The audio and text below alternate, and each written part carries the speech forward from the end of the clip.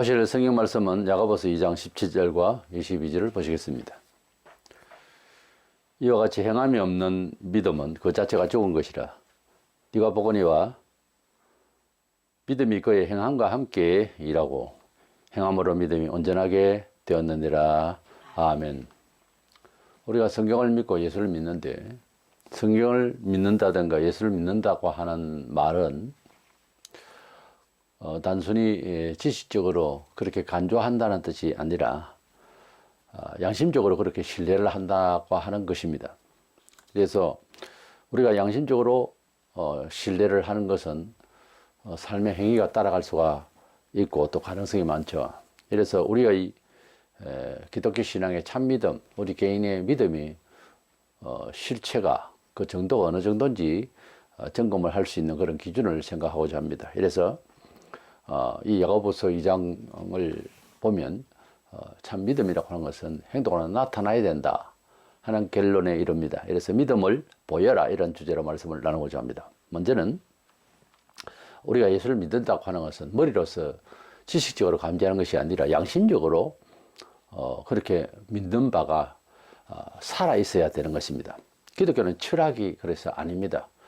19세기 들어와서 많은 철학적인 변정이 있었습니다만, 물론 철학적으로 기독교를 비난하고 반박하고 하는 것이 아주 똑똑한 것 같아도 기독교 변정학적으로 또 그들을 얼마든지 비판해낼 수가 있습니다. 주거니 받거니 이렇게 비판만 하다 보면은 사실은 실효가 별로 없습니다만은, 워낙에 이제 세상 사람들이 합리적으로 살아가는 세상, 내세도 없는 세상에서 기독교를 그 내용을 축소시켜서 엉뚱하게 비판을 하고 있으니까 또 변정이 필요한 거죠. 그러나 기독교는 그 변정 대 변정을 통해서 철학적 논쟁을 하고자 하는 종교가 아닙니다. 기독교는 또 꾸며낸 드라마와 같은 소설 같은 이야기가 아니고 다큐멘터리입니다. 실제에 속하는 이야기라고 말이에요. 그래서 하나님은 성경을 볼 때에 항상 말씀을 하신 대로 이루시고, 하나님은 역사의 주관자가 되심을 보여주고 있습니다. 이스라엘 백성들이 아시는 바대로 예수께서 오셔서 그들을 구원코자 하시고 또 우리를 구원코자 메시아 역할을 하실 때에 유대인들이 이미 그때 로마 치하에 있으면서 그 전에 수백 년간 600~700년 전 다니엘 때부터 봐도 완전히 세속적이고 타락을 해 있었습니다. 벌써 100년만 가도 사람이 그 사회가 관습이 달라지고 가치관, 이념 이런 것이 변질이 되는데, 그들의 종교는 이미 로마 치하에서 하나의 사회화되어 있었고 문화화되어 있었고, 그러다 보니까 합리적 세계에서는 항상 어떤 면에서는 빈부격차가 영적이든 육적이든 굉장히 심화됩니다. 이래서 그들은 일부 몇 퍼센트 그렇게 종교인들이 잘 살았는지 모르지만은 일반 백성들은 너무나 고통스러운 세월을 살았습니다. 종교적으로도 원만하지 못하고 정치 문화적으로도 제약이 되고, 이런 가운데서 고통을 받고 있을 때에 주님이 전도를 하셨죠. 그렇다고 해서 이스라엘 국가를 회복시키려고 운동하신 것이 아닙니다. 어떤 면에 있어서는 이스라엘 백성이 벌을 받고 있는 중이기 때문에 그것을 회복할 시기가 아니었다, 이런 얘기 되겠죠. 그래서 그들에게 신앙이 잘 되면 국가도 회복되는 그런 상황을 가죠. 그들에게 이제 이 세대가 지나가야 다 멸망을 한다, 성이 무너질 것이다, 이렇게 예언을 하셨습니다. 그러나 사람들이 예수님을 죽이고 그리고 처형을 하고 난 뒤에 아무 일이 없을 것 같았지만은 주님의 예언대로 결국은 서기 70년경에 예루살렘 성이 로마의 침공에 의해서 불타 없어질 때에 수많은 사람들이 약 110만 명 이상이 불에 타 죽고 약 10만 명은 포로로 당하고 그 나머지는 각국으로 흩어져 도망을 갔습니다. 그러다가 국호까지 없어지고 약 2000년을 헤매다가 1948년 5월 14일 날 이스라엘이 와이즈만 박사 중심으로 해서 국가 회복을 했습니다. 그럼에도 불구하고 그들은 지금까지 예수님을 구주로 믿는 것은 10%도 제대로 되지 않는다고 합니다. 우리가 메시아를 죽인다고 하는 이 무서운 일은 사실은 눈에 보이는 성자 하나님을 죽인 것인데 그 죄를 예사로 생각해 가지고서 십자가에 못 박도록 했습니다만, 물론 로마에 집권하여서 사형의 십자가에 처형을 한 것이었습니다만, 그 죄로 인해서 얼마나 큰 벌을 받을 것인가를 상상치도 못했던 거죠. 수십 년간은 아무 일이 없으니까 괜찮은 거리 생각했지만은, 우리가 그렇지 않습니까? 어떤 죄를 범하고, 그래서 그 죄에 대해서 물으실 때, 하나님께서 물으실 때 개인적으로, 또 사회에서도 그것이 발견이 됐을 때는 엄청난 그런 죄에 대한 형벌이 있지 않습니까? 당장 이제 형벌이 없고, 당장 잡히지 아니하고, 당장 하나님께서 형벌을 가하시지 않는다고 해서 분명히 죄를 지었는데 괜찮겠다라고 생각하는 것은 어리석은 생각입니다. 분명히 이력대로 하나님은 벌하시고 복 주십니다. 때문에 우리의 행동 거지에 대한 양심적인 것이 살아있어야 된다. 말을 잘하는 것이 중요한 것이 아니고 양심적으로 어떻게 그렇게 여기느냐 하는 것을 점검할 필요가 있는 거죠. 율법 교설에서 당시에 최고의 위치에서 일했던 사도 바울이 주님의 부름을 받았습니다. 그가 율법을 실행하는 과정에 있어서 서대반 집사를 돌에 쳐 죽이는, 그 정인을 죽이는 일에 가변투표를 하고, 그러니까 살인자죠. 이러한 권세와 그러한 큰 실수를 하고 난 뒤에 예수님을 만나서 그때도 예수 믿는 자를 핍박하고 이제 사로잡는 과정에 다메섹 도상에서 주님이 직접 나타나셔서, 원래 이름이 사울이죠. 사울아 사울아 공중에서 부르시고 빛으로 나타나셔서 그를 선택하셔서 너는 나의 택한 그릇이고 이방인을 위한 택한 이제 주의 종이 될 것으로 소명을 하셨습니다. 그때 물론 기독교를 어떻게 접해서 그가 예수의 제자로서 일한 바도 없고 또 배운 바도 없었어요. 소문에 의해서 예수는 뭐 이단으로 이렇게 보는 정도였죠.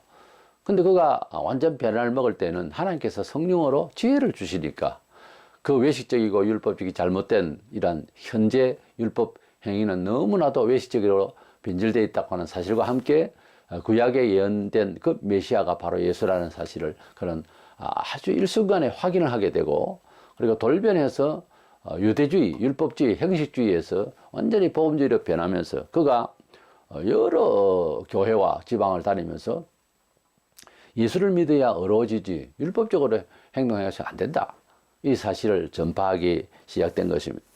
그래서 그는 여러 성경에서 율법주의를 잘못된 것을 지적하면서 꼭 복음주의로 돌아서라 하는 것을 이제 아주 정말 피를 토하듯이 그렇게 생애를 30대 초반에 부름받아서 약 30년간을 이 복음의 능력에 대해서, 이 복음의 내용에 대해서 예수님이 우리에게 어떤 식으로 해서 의를 전가시키는가, 우리가 어떻게 해서 예수님의 십자가의 죽으심이 우리의 속죄가 되는가, 이 부분을 다뤘습니다. 그래서 신약 27권 중에서 절반을 사도 바울이 기록을 했어요.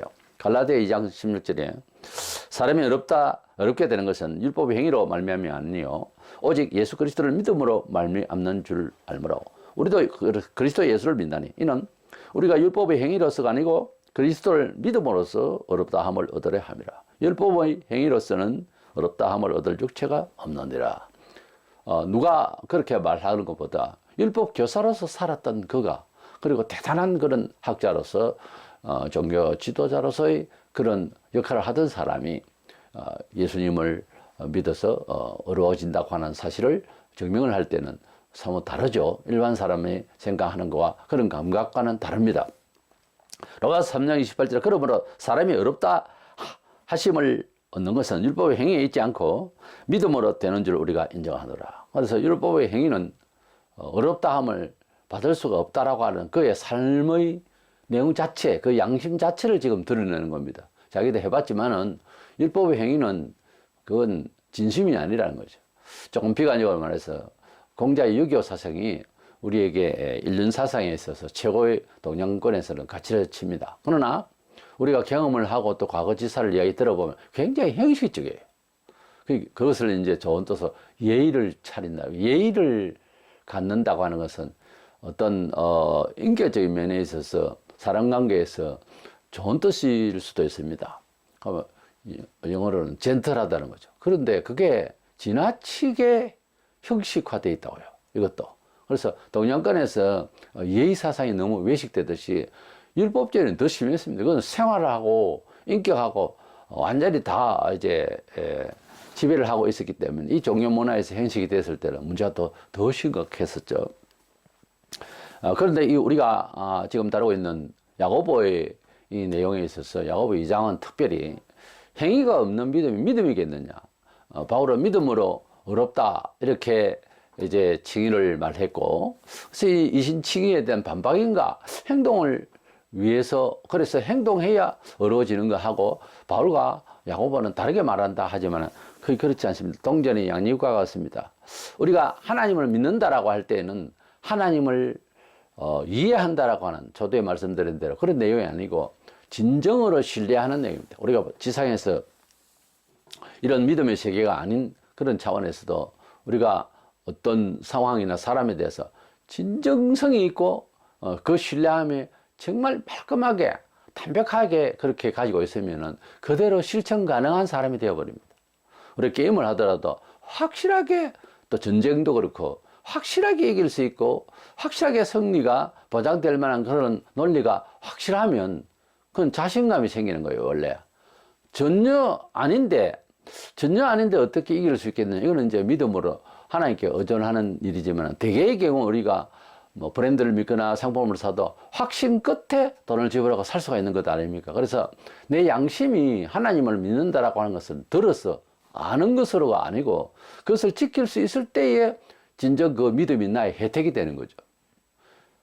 소위 말해서 실용적으로 이렇게 해석을 하면 더 빠르겠죠. 내게 그 예수님을 믿는다는 이 믿음이 내가 나에게 얼마나 실용성이 있느냐, 얼마나 정말 믿음의 그 확전적인 그러한 삶이 표현될 수 있는가 하는 이런 양심적인 문제가 더 중요하다는 거예요.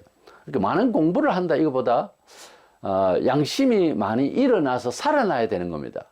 기독교 신앙은 지식이 문제가 아니고 양심의 문제다. 그것을 다른 정확하게 말하자면 영적인 문제다. 양심을 참 양심으로 판단해 주는 게 영이에요. 그래서 영적으로 바로 되어 있어야 된다는 거예요. 이것을 위해서 야고보는 본자에서 보면 아브라함과 기생 라합을 이야기를 하는데, 그래서 아브라함은 하나님을 참 정말 신뢰를 하고 어디를 갈지는 모르지만은 그냥 따라가는, 하나님께서 가자면 가고 하는 그런 아브라함이었어요. 도저히 불가능한 일을 가능케 해주겠다고 약속을 하시면 그것을 믿었어요.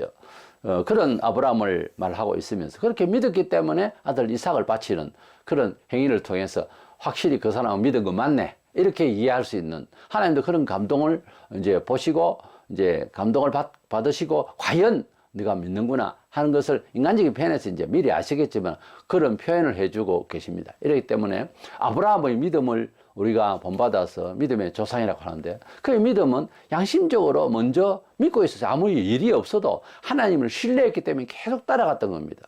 기생 라합도 정말 그가 이제 탐정꾼을 이렇게 섬겨주고 한 그것은 이스라엘의 하나님을 믿었기 때문에, 진심이 있었기 때문에, 그래서 그가 전쟁통에서 정복을 해 들어올 때에 기생 라합은 살았던 것입니다. 이래서 우리가 믿음으로 산다고 하는 것은 실행 가능한 것이 자기 믿음이다, 이렇게 알고 있으면 되겠습니다. 그렇지 않고 많은 것을 안다고 해서 책을 두껍게 쓸 수가 있다고 해서 믿음이 좋은 사람이라 할 수는 없어요. 그렇다면 교수는 제일 믿음이 좋겠습니까? 물론 믿음의 이해를 돕기 위한 변정적인 입장에서 그것도 한 달란트입니다만 그것이 그 분량만큼 믿음이 좋다라고는 볼 수가 없어요. 가령 불트만 신학자 같은 경우에는 정말 20세기의 최고의 신학자인데, 그 신학자가 예수님의 육신의 부활을 믿질 않았어요. 굉장히 저술이 차원이 높고 그렇습니다. 성격상 사복음서 요한복음 같은 그런 성질을 갖고 있어요. 좀 실력면에 있어서. 그런데도 그가 예수님의 부활을 믿지 않으면, 우리 기독교의 핵심적 가치, 마지막 공적적 목표가 부활인데 그게 없으면 그것은 처음부터 뭔가 잘못됐거나 또 헛소리를 한다, 이렇게밖에 더 되겠어요. 그건 비그리스도인이란 말이에요. 비그리스도인이 그리스도에 대해서 논쟁하는 것은 인터넷 열면 여러 말이 나옵니다. 아주 말이 되는 것 같이 해도 참 믿음을 가지고 양심을 이렇게 보면은 그 말이 안 되는 이야기를 한다고요. 이래서 어떤 사람에 대해서 뭐 겉으로 보고 그 사람은 어떻게 어떤 사람이다 하고 말을 하죠. 그러나 그분과 함께 살고 있고 또 그분한테 어릴 때부터 너무 잘 알고 있는 사람은 다르게 본단 말이에요. 그럴 리가 있나? 그럴 사람이 아니다. 왜냐하면 선입감이 그 사람에 대한 신뢰가 따로 있거든요. 그래서 우리가 예수님을 사랑하고 예수님을 믿고 있으면은 저 같은 경우에도 거의 반세기를 지금 예수님을 믿는데 이 예수님을 믿는다고 할 때 그 믿음이 다른 사람이 나를 보는 거와 내가 내 자신과 또 하나님을 바라보는 양심은 다르잖아요. 그래서 우리가 믿는다라고 할 때에는 양심적으로 하나님을 그렇게 확실히 신뢰를 먼저 하는 게 중요하지. 예의를 다하여 뭐 그러면 예의 때문에 믿음이 안 생겨요. 율법주의 그것 때문에 믿음이 안 생기더라고. 예수님이 오셔서 그들을 구원하시겠다고 하는 이 복음 선포를 받고 이 복음대로 믿었어요, 유대인들이. 그런데 계속된 오래된 수백 년간 예의를 지키는 소위 그 율법주의 그 행위에 대해서 그것을 완전히 버리지만 또 불쑥불쑥 그게 나오는 거예요. 처음에는 예수님을 초대교회는 다 이제는 우리가 어렵다 치감을 받는 것은 율법이 아니고 행위가 아니고 하나님의 아들의 희생을 통해서 그래서 우리 예수님만 사랑해야 되구나. 처음에 그렇게 믿었어요. 나중에 또 그게 불쑥불쑥 나오는 거예요. 어느 나라든 어떤 가치관 형성이 오랫동안 해묵은 그런 가치 이념이 있어요. 우리나라 같은 경우에는 유학 사상이 많이 뿌리를 내려 있죠. 그래서 하나님처럼 어른을 섬기던 시절과 남존 여비 사상 이런 것들이 이제 우리에게 쫙 깔려 있습니다. 그때에 138년 전에 예수님을 이제 우리가 영접을 할 때에 작용이 일어날 때 어떤 그 반응이 일어나나 하면은 유학 사상 볼 때는 아니지 않느냐 이렇게 나오는 거죠. 이거는 지식적인 문제가 아니고 철학적인 문제가 아니라 양심적으로 이미 굳어져 있는 거예요. 우리가 삶을 살아갈 때 개인적으로 가정적으로 쌓은 그런 이력이 있고 그런 인성이 있습니다. 그런 또 교양과 지식이 있습니다. 그런데 복음을 들을 때에 여전히 오래 예수를 믿어도 마찬가지입니다. 이것이 내 선입감이 내 양심을 먼저 지고 있는 것이 자꾸 비판을 하는 거예요. 성경은 완전히 새로운 세계입니다. 완전히 새로운 세계니까 각오를 하셔야 돼요. 구절 내용마다 내가 그런 사람으로 빨려 들어가고 그런 사람이 되려고 노력해야지. 비판하는 입장에서 나도 모르게 나에게 있는 양심적 가치 기준이라는 게 있어요. 이것이 자꾸 작동을 안 한다고 볼 수가 없어요. 이것을 항상 조심해야 되고 남이 대신할 수가 없는 거예요. 뭐 누가 교회에서 가르치다고 되는 게 아니에요. 자기 자신을 잘 돌아보면서 컨트롤 해야 됩니다. 우리가 아브라함의 경우에 이제 야곱과 다른 얘기를 하나 싶어도 아브라함이 어렵다 치감을 받을 때에 백세에 난 아들 이삭을 청년이 됐을 때에 그것을 제물로 바쳐야 했을 때 행동을 했어요. 그 행동을 함으로 말미암아서 하나님이 그의 믿음을 온전히 보았다, 온전케 했다 이렇게 내용이 되니까 야곱은 그러면 아브라함을 뭐 아들 이삭을 바쳤기 때문에 어렵다함을 받았다고 말했느냐? 그건 아니에요. 믿었기 때문에 그렇게 할 수 있었다는 거예요. 보세요. 창세기 15장 6절에 보면 아브라함이 여호와를 믿으니 여호와께서 이를 그의 의로 여기시고 그래서 이때는 이삭을 바치기 전의 이야기입니다. 믿었을 때에 그 믿음을 의로 여겼다. 아브라함이 어렵다 칭함을 받는 것은 아들 이삭 바치기 전에 벌써 그렇게 되어 있는 거예요. 사실은 고향과 친척을 떠나서 하나님께서 약속의 땅으로 가자 하실 때에 바로 고향과 친척에 먼 사람 다 버리고 조카로만 들고 바로 나오는 그 자체가 믿음이고 그 자체를 하나님이 어렵다 치겠다는 거예요. 그래서 어렵다라고 하는 하나님이 그러니까 심판의 대상이 아니고 의인이다 어렵다라고 칭하는 것은 구약에 대한 신약이 아니라 똑같이 하나님의 명령에 예하고 나올 때에 예하고 행동할 때 그걸 어렵다 하는 겁니다. 입만 가지고 어렵다고 칭할 수 있는 지식을 이야기하는 건 아닙니다. 예수님을 나의 구주로 믿는다고 할 때는 그 입술로 고백하면 구원받는 것 아닙니까? 물론 그렇지요. 그렇게 되어 있는데 입술로 고백하지는 양심이 문제예요. 예수님이 나의 구주라 할 때는 구주라 할 때는 구원한 주라라 할 때는 주자가 주인 주자예요. 나의 생명 되신 주 찬송 제목처럼 나의 생명 되신 주라면 나 존재 내 실존의 나의 모든 본질이 주님의 것이라는 거죠. 그렇게 믿고 살아요? 대부분은 안 그럴걸요. 생각만 그래서 주님은 교회에 두고 세상은 내 알아서 사는 거예요. 본성대로 살고 본욕심대로 살고 내 처세와 이 세상을 살아가는 내 지혜대로 다 살아요. 보면 그게 아니란 말이에요. 성령께서 인도하셔서 내가 잘할 수 있는 것 기질들을 잘 사용하여 아버지의 뜻대로 아버지께서 나에게 복 주시는 법대로 성령이 이끄신 대로 새로운 감각으로 더 이제 잘 되게 인도하시는 하나님의 손길을 바라면서 사는 것이 즉 새로운 감각으로 처세하는 신앙인으로서 살아야 되고 그렇게 살리라고 하는 것이 신앙이지. 예수에 대해서 지식은 머리 가득 들어있는데 전혀 작동이 하지 않는단 말이에요.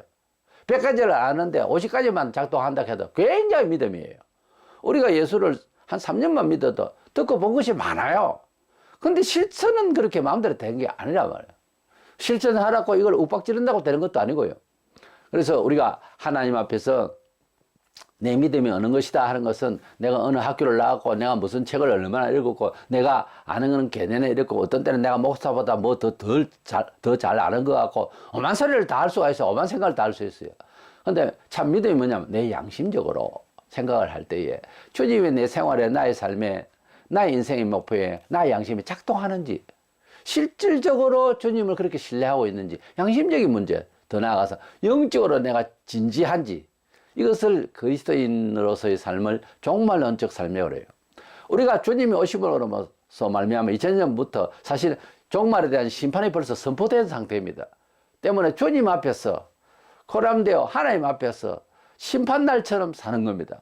그것이 이제 우리에게 성찰의 기준인 거고 성찰의 동기고 마지막 목표인 거죠. 세상 사람들이야 뭐 우리 어릴 때는 일기도 쓰고 있는데 요즘은 좀 일기를 잘 안 쓰죠. 자기 성찰을 위해서 역사를 기록해보고 그러는데 우리가 하나님의 나라와 의를 사모하는 참 양심이라면은 그래서 예수님의 구주를 믿고 정말 성도라면은 자기를 돌아볼 때 뭘 어떻게 아는가가 문제가 아니고 하나님을 진정으로 사랑하는지 그것을 아주 무심코라도 생각을 하면서 살아야 되고요. 일과를 마치고 잠들기 전에 한번 돌아볼 필요가 있어요. 내가 주님을 위해서 장래에 또는 가까운 미래에 내가 무엇을 어떻게 살려고 하는가 하는 고민이 우리에게 필요한 줄로 믿습니다. 이래서 아브라함의 믿음이나 기생 라합이나 야고보가 이 두 사람을 이제 덜먹일 때에 하나님을 진정으로 그렇게 그 신실하심을 믿었다는 거예요. 하나님은 말씀하셨고 하나님을 믿는 백성의 말은 확실하다는 것을 믿었다는 사실. 그래서 아브라함과 이제 기생 라합의 이야기를 통해서 우리는 진정으로 믿은 사람이 행동하게 된다 하는 점을 이제 살펴봤고요. 두 번째로는 우리가 얼마만큼 믿음을 행동할 수 있느냐 하는 것은요. 행동한 만큼 나의 믿음이 되고요. 나의 믿음의 진실성만큼 행동할 수 있어요. 그게 왜 그러냐면은 믿음이라고 하는 피스티스라고 하는 이 헬라어 단어를 보면요. 충성이라는 단어하고 똑같이 써요. 그렇게 충성하는 말도 피스티스고 믿는다는 것도 피스티스니 우리가 어떤 사물이나 이름을 지을 때 그런 명사를 할 때에 그런 행동이 필요하지 않습니다. 장미꽃 하면 장미꽃이면 됩니다. 그런 명사가 아니고 믿음이라고 할 때는 이건 동명사예요. 그러니까 이 믿음이라고 하는 것은 행동을 동원하는 용어란 말이에요. 예를 들어서 배구대 이렇게 있는데 배구 이렇게 적어놓으면 배구놀이도 될 수 있고 배구대회도 될 수 있고 집약해서 배구라고 하는데 그러나 배구대회라고 할 때는 혼자서 갖고 놀면 안 되잖아요. 대회라고 할 때는 여기서 공을 던지면 저기서 받고 받으면 또 이쪽에서 또 받고 치면 또 받고 하는 것이 이제 배구대회인데 믿음이라고 하는 것은 이렇게 하나님께서 우리에게 무엇을 말씀으로 교훈으로 무엇을 던지면 우리가 반응을 해야 됩니다. 그랬을 때 그 반응을 하는 행위가 믿음인 거예요. 그러니까 배구놀이를 할 때 혼자서 하면 대회라고 하지 않지 않습니까? 이 대회라고 할 때 그걸 믿음이라고 할 때에 던지면 그에 대한 반응이 있는 겁니다. 하나님께서 우리에게 이렇게 믿어라. 내가 너를 이끌마. 너를 인도하겠다. 하고 이제 뭐를 던질 때에 하나님께서 원하시는 내용을 내가 생활에 반응을 할 때 그것이 하나님과 나와의 역사적 어떤 대회가 되는 것이지 가만히 있으면은 이거는 놀이도 안 되고 아무것도 안 되는 거예요. 그래서 믿음이라는 것과 충성이라는 단어가 같이 쓰이듯이 믿음이라고 하는 것은 정체된 그런 명사가 아니라 이것은 행동을 말하는 전쟁이라 이럴 때는 그는 연상이 다르잖아요. 어떤 꽃이나 정물 하나 무슨 그림을 봐도 이런 것이 아니고 전쟁을 친다라고 하는 생각은 먼저 하는 거예요. 전쟁이란 글을 읽으면서도 관로 열고 친다, 전쟁이 일어났다 이런 등의 말을 이어서 생각을 하게 돼 있어요. 우리가 믿음이라고 하는 것을 생각할 때 믿음 이러면은 지식적인 것을 생각을 믿음으로 그 관로 열고 믿음으로 사는 것하고 관련되고 그래서 그렇게 믿음이라는 거를 우리가 이해를 해야 되는 거예요. 다른 그 단어를 그렇게 행동이 요구되고 역사가 일어나는 일을 이제 줄여서 명사를 할 때는 그 뒤에 이어지는 내용을 생각하듯이요. 그래서 믿음이라고 하는 것은 행동을 할 수 있을 만큼 그것이 내 믿음인 거예요. 예수에 대해서 얼마 아느냐 물으면 이제 배운 만큼 이야기를 할 수 있죠. 그러나 그렇게 사는 것 살아요 이렇게 물으면 답을 그렇게 쉽게 할 수는 없잖아요. 그래서 많이 아는 것도 믿음으로 행할 수 있는 기초가 되고 하니까 좋죠. 모르면 어떻게 행동을 해요? 기준이 없잖아요. 그럼에도 불구하고 많이 안다고 잘 믿어지느냐는 거예요. 이스라엘 백성들은 수천 년간 조상 대대로 믿었어요. 믿음을 이야기하자면. 그런데 행동이 아니었잖아요.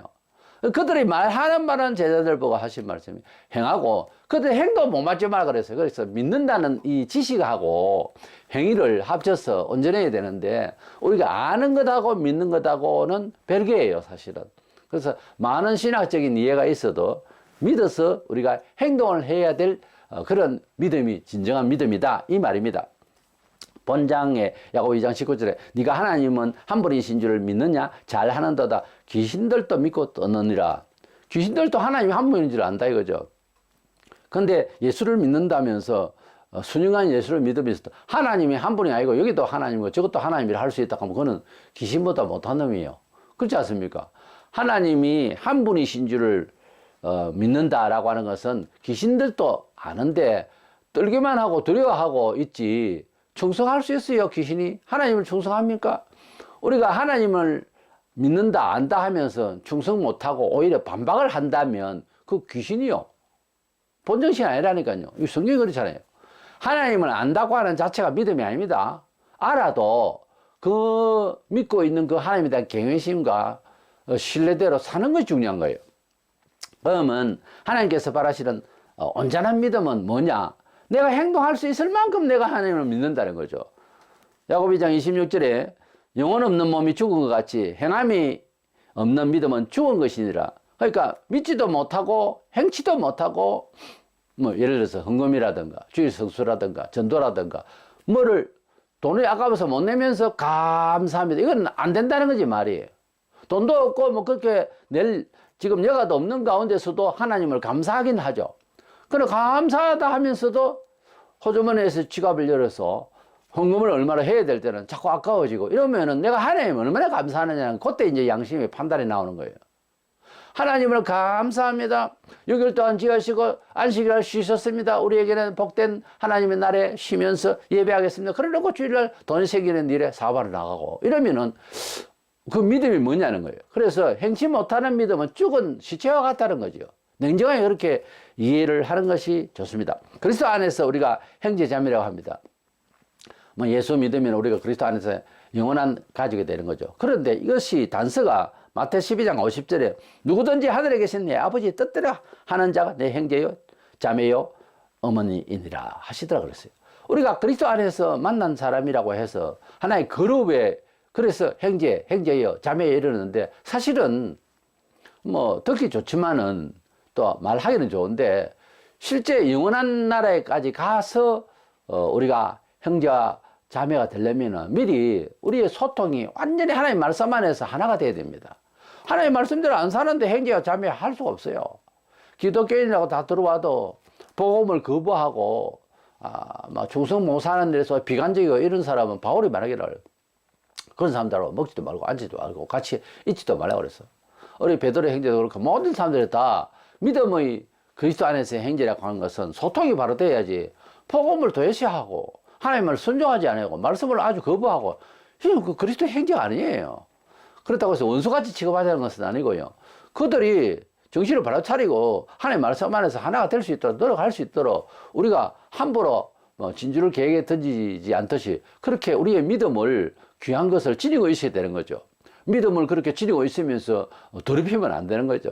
그 사상이 그렇게 반박을 하는 사람하고 어떻게 친교가 됩니까? 야고보 2장 17절에 이와 같이 행함이 없는 믿음은 그 자체가 죽은 것이라고 하는 이 말씀은 너무도 중요하고요. 행함이 우리가 이제 어렵다 칭함을 받기 위한 것이 아니라 구원을 받기 위해서는 어렵다 칭함을 받아야 되는데 그것이 아니고 우리의 삶 속에서 믿음이 그 실행이 되지 않는 것을 우리가 믿음이라고 할 수 있는 거냐 이게. 믿음이라는 단어가 충성이라는 말이 있듯이 하나님 앞에서 삶이 충성스럽게 충성이라고 하는 것은 일을 더 많이 한다 그 말이 아니고 하나님 뜻대로의 삶의 기준을 가지고 활동한다 그 말이에요. 그 하나님 말씀대로 사는 것이 충성이에요. 그 하나님 말씀을 교회에 꼭 충성을 꼭 해서가 아니고 하나님 말씀 앞에서 하나님 말씀대로 교훈대로 충실하게 사는 것을 충성이라고 그래요. 그래서 그렇게 살 수 있으면 그게 나의 믿음이 되는 것이고 그렇게 살지 못하면은 냉정하게 말해서 믿음이 아니에요. 나는 들은 것을 100가지를 듣고 80가지를 행하는 것 같아도 생각해 보세요. 8가지도 행치 않을 수가 있어요. 그러니까 반성을 하실 때에 야, 이 부분에 대해서는 내가 믿음이 없다. 이 구절은 내가 실행한 것 같은 이건 전혀 아니다. 100번, 1000번을 들어도 이건 내 본성이 작용하는 것이 이건 내 믿음이 아닌 것 같아. 이렇게 반성하는 게 맞지. 나는 뭐 예수님을 구주로 믿고 온 생활을 하나님께 영광을 뭘 영광을 돌려요. 제대로 하나님 앞에서 실행을 할 수 있느냐 이 말이에요. 그 부분에 대해서 약하면은 잘하는 사람을 앞서서 해달라고 노력을 이제 부탁을 드리고 또 좋은 영향을 받으려고 해야 되는 거예요. 자기가 실행치도 못한 것을 실행하는 척 이렇게 하면 그거는 하나님 앞에서나 사람 앞에서 거짓말이 되는 거예요. 예를 들어서 주사파 정권에서 뭐 자유를 이야기하고 자유 없어요. 세상에 사랑의 노래를 이야기하죠. 그러나 남의 인권에 대해서 진정 사랑하고 헌신하는 사람 하나도 없습니다. 이게 그리스도를 떠나 있는 상황에서는 더더구나 거짓부렁이에요. 정말 거짓부렁이고 이 거짓된 사상과 그리고 거짓된 사회의식이 막일 거란 말이에요. 기독교인으로서 삶을 살아가는 뭐 사회에 섞여 삽니다만 살아가는 과정도 마찬가지인 거예요. 행치 못하면은 직접적인 거짓말은 안 했는지 모르지만 나를 못 이기고 하나님을 신뢰한다는 말뿐이지 행동을 못할 때 그것이 나의 믿음이라고 할 수 있느냐 그거예요. 우리는 야고보 형제를 통해서 참된 믿음에 대해서 온전한 믿음에 대해서 교훈을 받는 데 있어서 뭐 우리가 믿으면 구원받고 믿으면 어렵다 했지 않느냐 뭐 틀린 말은 아닙니다. 그런데 그런 사람이 그러한 하나님을 신뢰를 얼마나 하느냐는 양심적인 문제와 생활에 대해서 교모 있는 그리스도인 생활이지 하는 것에 대해서 우리는 일첨을 가하시는 야고보 형제의 말을 잘 들어야 됩니다. 그래서 자기 신앙을 이제 그 평가할 때 불신자는 모르겠고 우리 자신의 삶을 돌아보면서 굉장히 냉정할 필요가 있어요. 내 양심적으로 정말 이런 요소마다 사람의 관계, 사회적인 관계 이런 속에서 내 양심이 정말 그렇게 말하고 있는 건지 이것이 참 중요하고요. 이것이 나아가서 영적으로 온전한지 그 다음에 실행을 얼마나 할 수 있었느냐를 그 이력을 한번 써보세요. 내가 실행을 할 수 있는 부분은 다른 것도 실행할 수 있는 그런 것도 이제 생기거든요. 가령 제가 이제 음악성이 좀 있는데, 초등학교 때는 하모니카, 피리, 그 다음에, 중학교 시절에는 이제 기타, 최근에는 색소폰까지 이제 그렇게 빨리 다룰 수가 있는 것이 한 가지를 잘 해보니까 다른 것도 잘 할 수 있는 그런 일반 사람보다 월등히 잘할 수 있는 그런 기질이 나오는 거예요. 그래서 나는 음악성이 있다 하는 것이 실제란 말이에요. 그것이 안 되는 사람은 실제가 아닌데 그 악기를 그렇게 다루면 좋겠다 하는 거하고 좋아하는 것하고 할 수 있는 것은 다르단 말이에요. 그래서 예수님을 믿고 예수님의 혜택을 받고 하나님의 혜택을 받고 한 이 모든 일들은 그 결실을 가져오려면 그러니까 신앙의 효과를 가져오려면 내 양심적으로 아주 분명히 자기를 돌아봐야 되고 자기를 돌아보는 비판에 대해서도 신학적인 여러 가지 성경의 교훈을 풀어난 내용을 통해서 나를 반영을 해서 봐야 되겠습니다만은 그렇게 해야 되고요. 행동치 못하거나 행동할 수 있도록 작은 것부터 노력을 해야 되는 거예요. 이게 그냥 되는 게 아닙니다. 하루아침에 안수 한 방 받고 그냥 믿음이 좋아지고 안 그래 됩니다. 하도 믿음이 안 되고 하니까 하나님께서 사고를 치도록 할 때도 있고요. 큰 충격으로 때릴 때도 있어요. 그때서 정신을 차린 거예요. 우리 영혼이 심리학자도 그러지 않습니까? 거의 90% 잠을 자고 있어요. 깨어 있어야 된다 이 말. 성경에는 깨어라는 말이 계속 나와요. 깨어 있어 기도하라. 깨어라.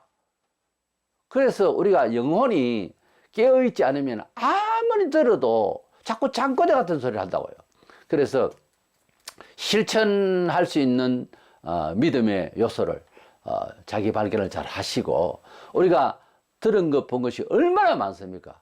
이제는 우리가 주님 실행할 수 있도록, 행동할 수 있도록 힘을 주시옵소서. 주의 뜻대로 살도록 도와주시옵소서. 주일 서수도 마찬가지예요. 기본 아닙니까? 근데 주일 서수 못할 적이 경우가 발생합니다. 그때도 만사를 제쳐놓고 주님 전에 나왔습니다. 이렇게 될 때 은총을 받는 거예요. 11조도 그래요. 11조도 가난하니까 못 낸다. 가난하니까 내고 복을 받아야 될 거다니요. 그랬을 때 하나님 앞에서 그 실행을 안 하다가 하려면 굉장히 힘들어요. 원수를 사랑하라. 힘들죠. 말이야 좋지.